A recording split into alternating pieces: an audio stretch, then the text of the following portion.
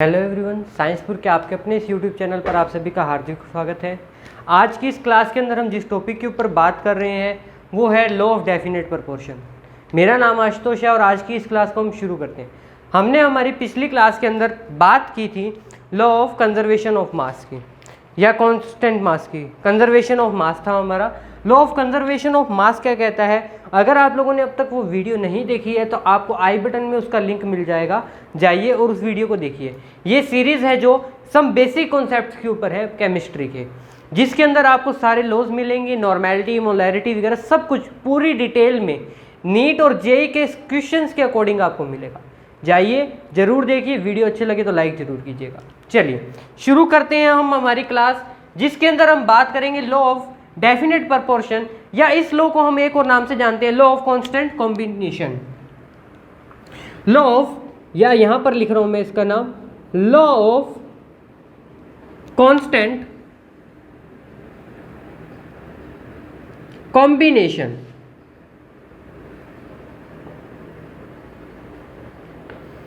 Law of definite proportion या law of constant combination के अंदर हम बात करेंगे उसके बारे में जिससे एलिमेंट्स या कोई कंपाउंड बना है, उसके बारे में हम जानेंगे।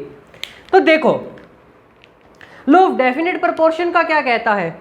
कोई भी आप चीज लो, कोई भी ऐसा कंपाउंड लो जो बना हुआ है, उसको क्या देखो, आपने जहां से भी लिया है, ये नहीं कहता कि मैंने आप मेरे घर से लेके आए या आप अपने घर से लेके आए, आपने जहां से भी लिया है, सी से लिया है क्या कहीं से भी लिया है, उसका प्रोपोर्शन सेम होगा, उसका रेशियो क्या आएगा, हमेशा सेम आएगा। एग्जाम्पल देखते हैं, उसके बाद आगे बात करेंगे। एग्जाम्पल देखिए, मैं बात करूं एग्जाम्पल के अंदर तीन टाइप का मैं वाटर लेता हूं, सी वाटर, सी वाटर, उसके बाद मैं सेकेंड टाइप का वाटर लेता हूं रेन वाटर,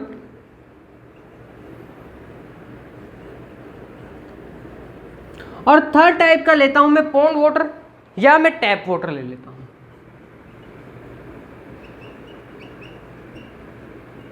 मैंने तीन टाइप का वाटर लिया। अब पानी है, पानी जहां से भी ले आओ, चाहे पानी ले आओ अपने घर से, चाहे पानी ले आओ किसी नहर से, पानी तो पानी रहेगा, चाहे पानी हो बरसात का। तो ये लॉ ऑफ डेफिनेट प्रोपोर्शन क्या कहता है? जब हम क्या बनाते हैं, वाटर बनाते हैं, तो क्या होता है, H/O का कॉम्बिनेशन होता है, हाइड्रोजन और ऑक्सीजन का कॉम्बिनेशन होता है।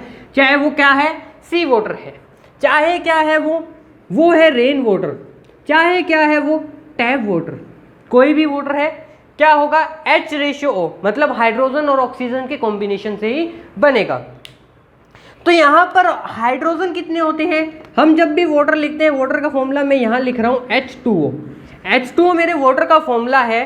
तो देखो, अब जहां से भी लिया है पानी पानी है, तो मतलब क्या हुआ, हाइड्रोजन की कितने हैं यहां पर 2, रेशियो ऑक्सीजन कितना हुआ H2O, हाइड्रोजन ऑक्सीजन कितना हुआ 16, ऑक्सीजन कितना हुआ 16। उसी टाइप से सेकंड देखूं मैं, रेन वाटर की बात करूं, रेन वाटर में भी क्या होगा, वाटर का फॉर्मूला क्या रहेगा, सेम रहेगा, वाटर का फॉर्मूला क्या रहेगा, यहां पर भी सेम रहेगा। तो क्या हो जाएगा 2/16, और यहां पर मैं देखो टैप वाटर में वाटर का फॉर्मूला सेम रहेगा, यहां भी क्या हो जाएगा 2/16।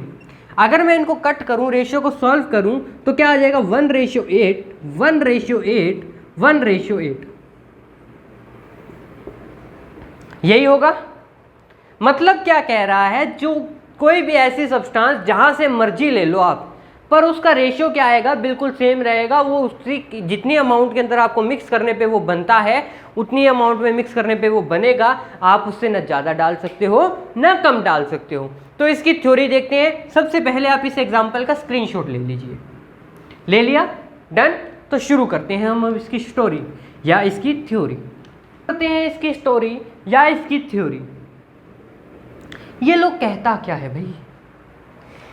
एग्जाम्पल देखा, एग्जाम्पल से आप लोगों को आइडिया हो गया होगा ये लोग क्या कह रहे हैं, पर हम इसकी डेफिनेशन लिख लेते हैं। एक chemical compound, a chemical compound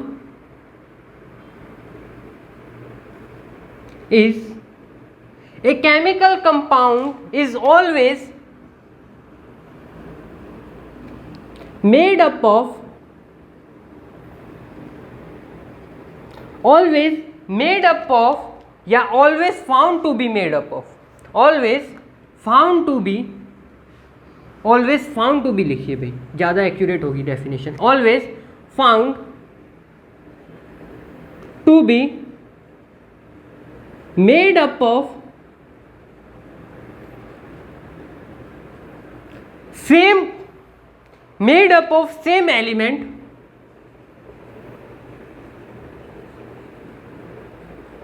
in made up of same element together in fixed ratio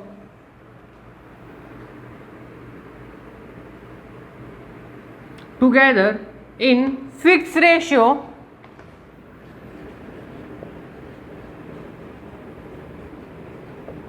together in fixed ratio या fixed proportion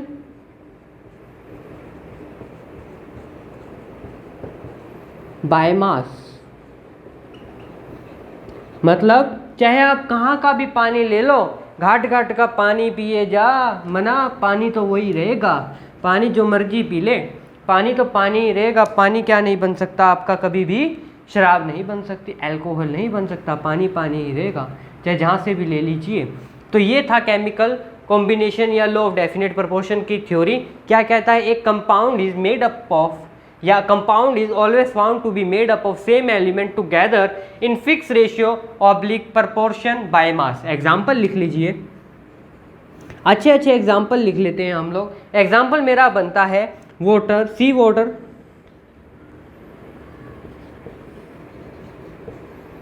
टैप वाटर, सी वाटर, टैप वाटर, और थर्ड है आपका रेन वाटर।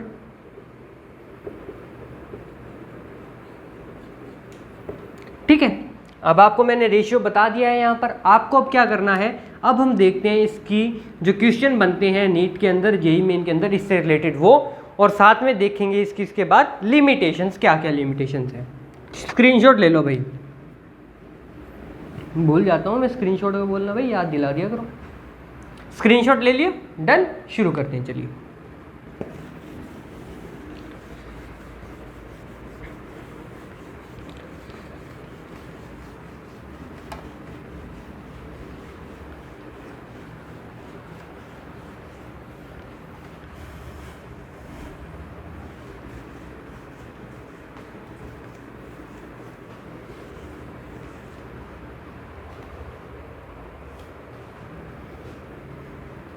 अब देखो नीट के अंदर जैसे क्वेश्चंस पूछे जाते हैं उसके अकॉर्डिंग एक क्वेश्चन है यहाँ पर नोट किया हुआ। पहले हम क्वेश्चन रीड करते हैं।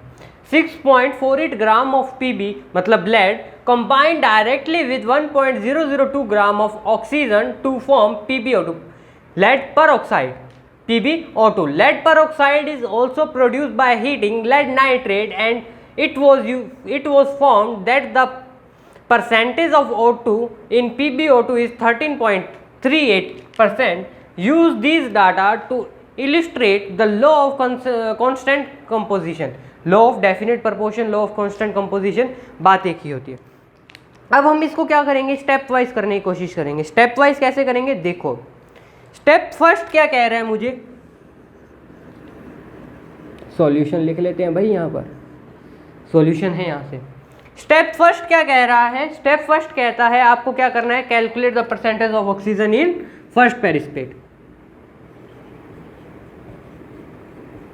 कैलकुलेट द, क्या करनी है मुझे, कैलकुलेट करनी है फर्स्ट पेरिस्पेट के अंदर, फर्स्ट के अंदर जब हमें PbO2 जो ऑब्टेन हुआ है उसके लिए। तो यहाँ पर क्या है 6.48 ग्राम प्लस कितना 1.022 ग्राम, ये चीज है पक्का, यही है भाई। तो इसका टोटल क्या है, मतलब टोटल क्या बना इसका PbO2 का। अगर 6.48 ग्राम को किसके साथ ऐड करूं, Pb को, Pb और ये है O2 को ऐड करूं तो क्या हो जाएगा, PbO2 का फॉर्मेशन होगा या नहीं होगा, होगा ना। तो इसका टोटल कितना आएगा मेरे पास, इसका टोटल आता होता है 7.49 समथिंग ग्राम्स के अंदर आएगा, 490 ग्राम। मुझे यहां पर क्या पता लग गया, टोटल क्या है यहाँ पर मेरे पास पीबी कितना है, PbO2 कितना ऑब्टेन हुआ फर्स्ट के अंदर, इतना ऑब्टेन हुआ। तो मुझे इसके अंदर क्या फाइंड करनी है, ऑक्सीजन परसेंटेज फाइंड करना है, जबकि मुझे क्या मिला हुआ है सेकंड के अंदर, ऑक्सीजन मिली हुई है। मतलब अब मेरे को क्या दिया हुआ है, इट मीन्स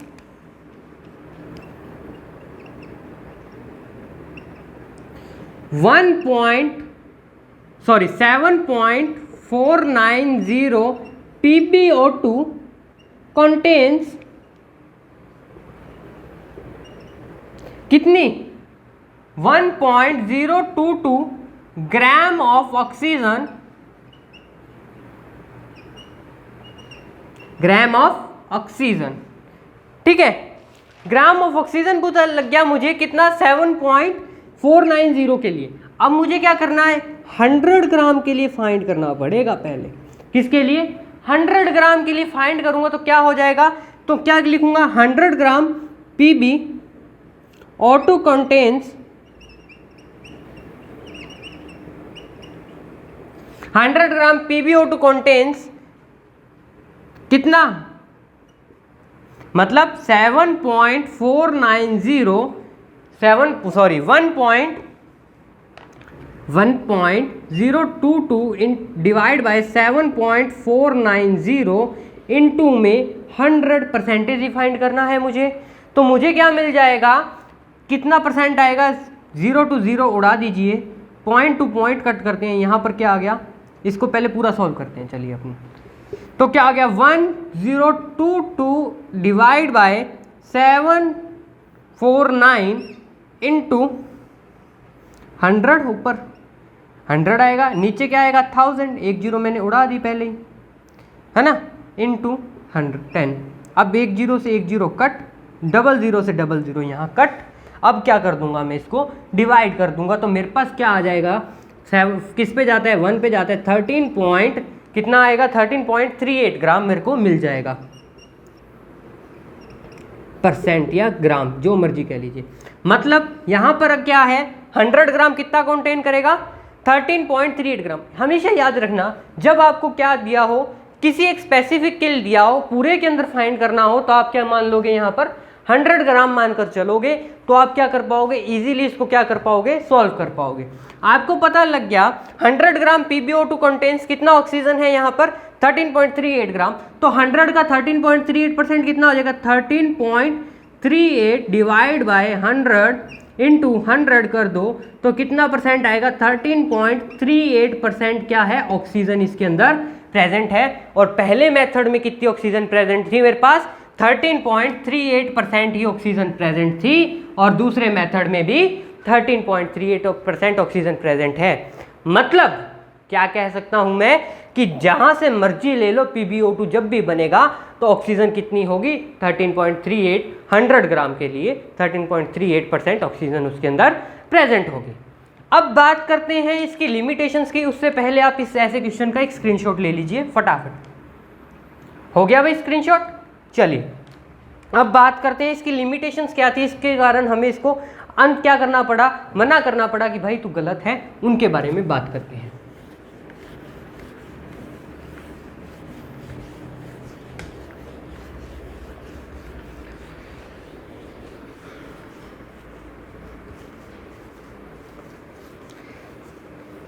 सबसे पहले लिमिटेशन इसकी ये रही कि ये क्या था, आइसोटोप्स के बारे में प्रॉपरली नहीं बता रहा था भाई, आइसोटोप्स के बारे में प्रॉपरली नहीं बता रहा था कि आइसोटोप कैसे यूज़ होंगे।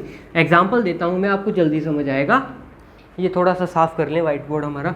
लिमिटेशंस इसकी मैं बात कर रहा हूँ, लिमिटेशंस की।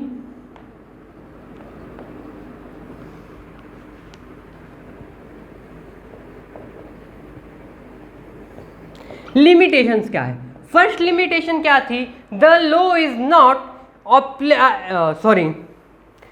फर्स्ट लिमिटेशंस की बात कर रहे हैं इसकी हम, तो लिमिटेशंस की बात कर रहे हैं इसकी, तो फर्स्ट लिमिटेशन क्या थी इसकी, law is not applicable on isotopes, element exist in different isotopes. या कहें आइसोटोप्स के ऊपर ये लॉ क्या नहीं हो रहा था, अप्लाई नहीं हो रहा था। देखिए फर्स्ट क्या थी, the law does not applicable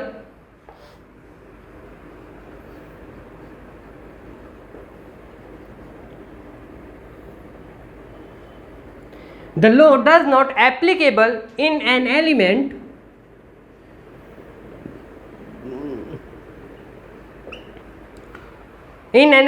exist in different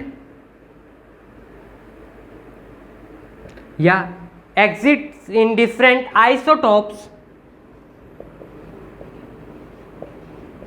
isotopes मतलब पता है, जिसका केमिकल फॉर्मूला सेम हो पर उसका क्या हो, जो एटॉमिक नंबर वगैरह हो वो अलग हो, उसको आइसोटोप्स कहते हैं. Isotopes which may be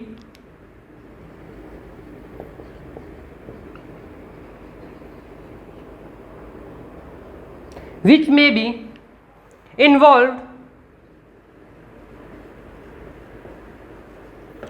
in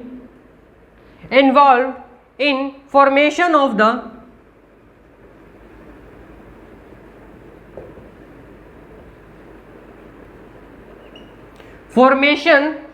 the compound.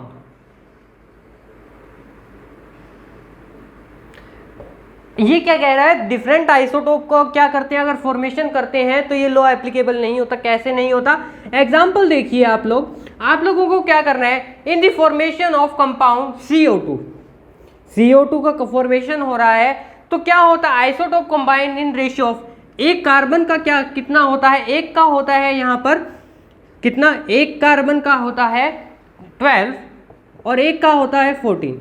यही बात है, कार्बन के दो आइसोटॉप्स होते हैं 12 एंड 14. अब मैं बात कर रहा हूँ 12 की, कार्बन डाइऑक्साइड बन रहा है तो 12 रेशियो 16 टू जा 32, 12 रेशियो 32, पहला रेशियो मुझे ये ऑब्टेन होता है. और सिर्फ 14 के लिए क्या होता है, 14 रेशियो 32. बात एक ही है, केमिकल फॉर्मूला सेम है, पर क्या है, रेशियो डिफरेंट आ रहा है. तो ये लोग क्या हो गया, यहीं पे गलत हो चुका है. कैसे गलत हो चुका है, आप लोग इसको जब कैलकुलेट करते हो तो इसके अंदर क्या है, आइसोटोप्स के अंदर रेशियो डिफरेंट आ रहा है, तो मतलब ये लोग गलत है. क्लियर है भाई यहां तक. सेकंड लिमिटेशन क्या थी, सेकंड लिमिटेशन कहती है द एलिमेंट में combine in the same ratio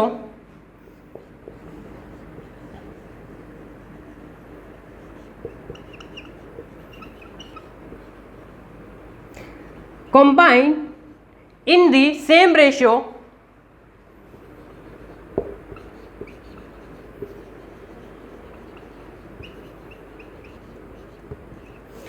the element may combine in the same ratio but the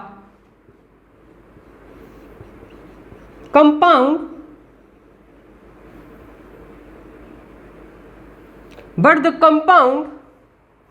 from may be different, but the compound form may be different. मतलब क्या है, आपने क्या कहा, द एलिमेंट में combine in the same ratio, अगर same ratio में करते हो पर जो कंपाउंड होता है वो बनता है, वो क्या हो सकता है, डिफरेंट रेशियो के अंदर फॉर्मेशन हो सकता है. एग्जाम्पल देखें, किसके फॉर्मेशन के अंदर ऐसी बात आती है, आप लोग देखिए, कंपाउंड है C2H5OH एंड CH3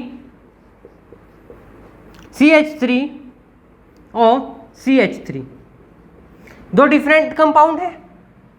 अब इसके अंदर क्या, दोनों के दोनों में जो रेशियो आया है वो मेरे पास क्या है, सेम रेशियो है. क्या है, सेम रेशियो है, जबकि इसका मॉलिक्यूलर फॉर्मूला क्या है, मॉलिक्यूलर फॉर्मूला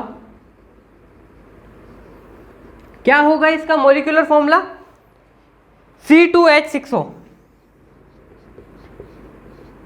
इसका मॉलिक्यूलर फॉर्मूला तो मेरे पास ये है C2H6O, पर जब क्या बन रहा है, कंपाउंड बन रहा है, तो वो क्या है, डिफरेंट आ रहे हैं, रेशियो अलग अलग आ रहा है. भाई रेशियो क्या है, कंपाउंड बन रहे हैं वो क्या है, अलग अलग बन रहे हैं.